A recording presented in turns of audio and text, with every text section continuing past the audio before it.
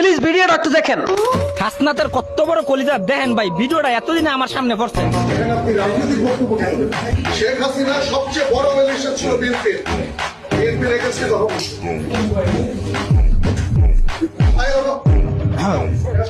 চাঁদাবাজ এর বিরুদ্ধে সবসময় আমাদের কথা বলতে হবে।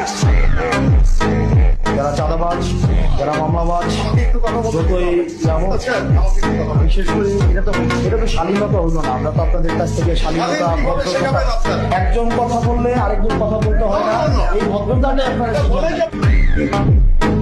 গণতন্ত্র মানে এটা না যে সবসময় শুধুমাত্র আপনার প্রিয় কথা আপনার সামনে বলা হবে, আপনার প্রিয় মানুষের সবসময় স্তুতি গাওয়া হবে, এটা জুলাই না। আসলে আমাদের এই বসে এসে কথা বলতে হয়, আমার লজ্জা লাগে আসলে। মানে আমাদের বাপদাদারা বলতো না, তোর ঘরে আমি হয়েছি না, আমার ঘরে তুই হয়েছিস। আমাকে আপনি প্রশ্ন করবেন, আপনি যতক্ষণ পর্যন্ত প্রশ্ন অব্যাহত থাকবে ততক্ষণ পর্যন্ত আপনি রাইট থেকে থাকবেন। আর যখনই আপনার প্রশ্নের পরিবর্তে শুধুমাত্র